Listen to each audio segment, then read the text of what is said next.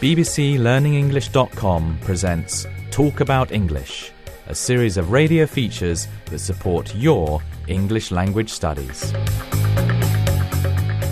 It's time for Academic Listening, a series for students at English-speaking universities. This time, Susan Fern is focusing on academic reading.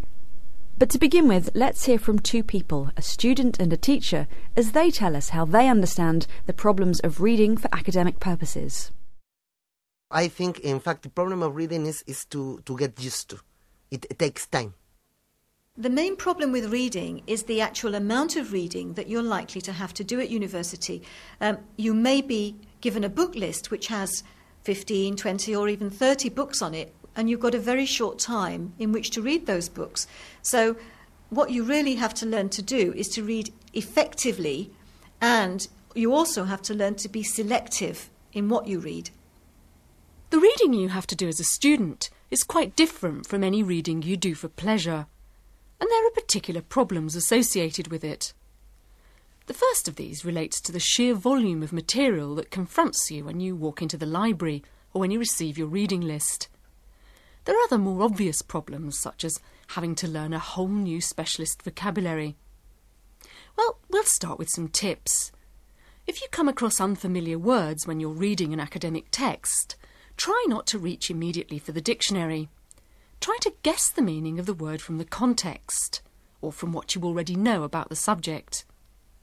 Another World Service class member has advice for those of you who find you have so much to read you just don't know where to start. You are given a lot of different things, and sometimes you think yourself that maybe you have to become familiar with everything, which then is really impossible. So you have to be able to select very much and then make choices as well. It doesn't mean that you left out other. It's just that you're making choices on where to focus. In trying to decide what to read, it's worth remembering that no one expects you to read everything on your reading list. You need to narrow down the choice. Ask your tutor or lecturer what they consider to be the most important books or articles to read, and whether they can recommend particular chapters. Other students on your course may also have found certain texts to be particularly useful. Ask them for advice. Once you've chosen your reading material, however you make that selection, it's vital to be absolutely clear about why you're reading. When you know what you're going for, when you know the purpose in doing the reading, for example an essay, you might arm yourself with a list of questions. Simon Williams teaches English in the Language Centre at University College London. Then, having found the books, look at the contents, look at the index in the back of the books. Academic books normally have an index, and look for key words. Make a note of those. Read the blurb, that's the description on the dust cover of a book. Next, if the material looks promising, skim through the first chapter or the introduction and the conclusion, because it's rather like lectures. The middle part of a book is going to be quite specific. It's going to amplify, give examples. So the important things at this stage are going to be the beginning and the end of the book or of a chapter or of a section.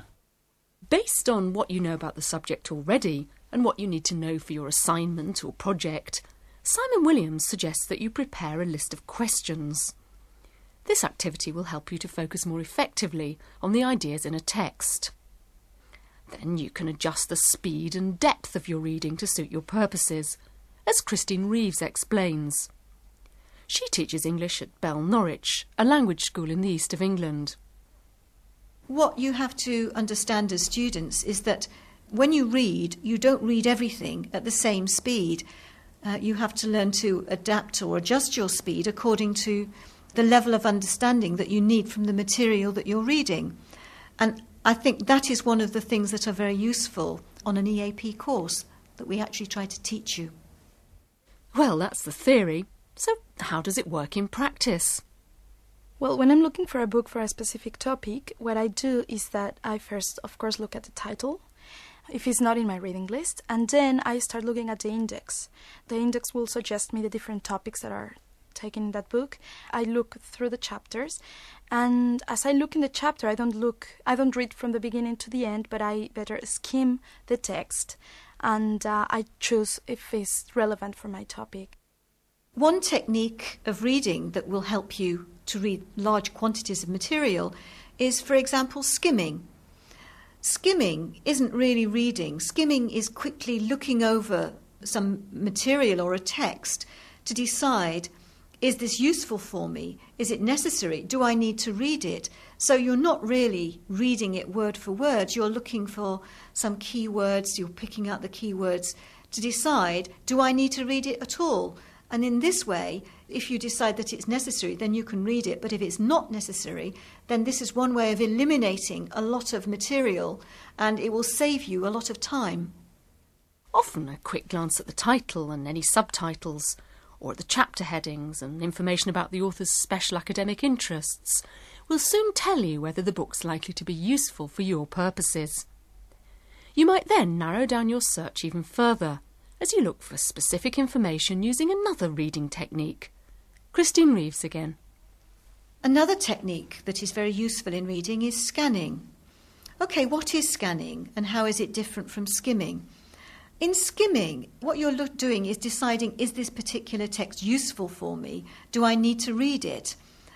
Scanning is different in that you have an idea of what you're looking for. You have a specific question in your mind and you're looking for the answer to that question. It could be a date, it could be a name, it could be a sentence. But the thing is that you know what you're looking for. You have an idea of what you're looking for in the text. And that technique is familiar to our anthropology student. For example, when I was writing an essay about the creation of stupas in the Buddhist world, which are monuments in Buddhist cultures, I had to go through the different dates when the stupas were built in different countries. So what I did is going through the chapters, looking for their specific dates and not reading anything else, but scanning the text and looking for them. Once you've carried out this quick survey of a text and established its overall content and suitability for your requirements, then armed with the list of questions you need answered, it's time for a slower, more careful reading. It would help you enormously if you were able to read faster. And Simon Williams believes that this is a skill you can develop. Readers don't read word by word. They tend to look at the language, at the text in chunks, and that means that their eye fixes on a group of words at once. They recognise the meaning of a whole phrase, perhaps unconsciously. Every time the reader focuses on a particular group of words, the eye stops for a moment. It's as if they fix on that group. It's a kind of fixation, but that takes time. So the fewer fixations the reader can manage, the better. So that's something to try after the programme. Find a book or a magazine and think about how you read. Simon Williams suggests you'll find that your eyes don't move from one word to the next at a regular pace, but that they tend to stop on groups of words and phrases, and you comprehend these in one go. This momentary rest on a group of words is sometimes called a fixation. And according to Simon Williams, the secret of speed reading lies in reducing the number of these fixations. Now, in order to reduce the number of fixations, it helps if you can train yourself to read down the centre of the page instead of moving your eyes from left to right quite so much. That way, there are fewer fixations and quicker understanding. But don't try this with academic books, at least not at first, because you'll miss so much important information. What you can do is to look at light material, magazines, newspapers, and practice pushing yourself faster with material like that. Of course, this may be easier said than done. Whenever I try this myself, I find I use so much mental energy concentrating on the reading process that I fail to take in what it is I'm reading. But stick with it, and eventually you'll find that you're able to vary your reading speed to suit the material you're reading and your aim. And that brings us to the end of this programme, in which Susan Fern focused on reading academic texts and some useful reading techniques. That was Talk About English from bbclearningenglish.com.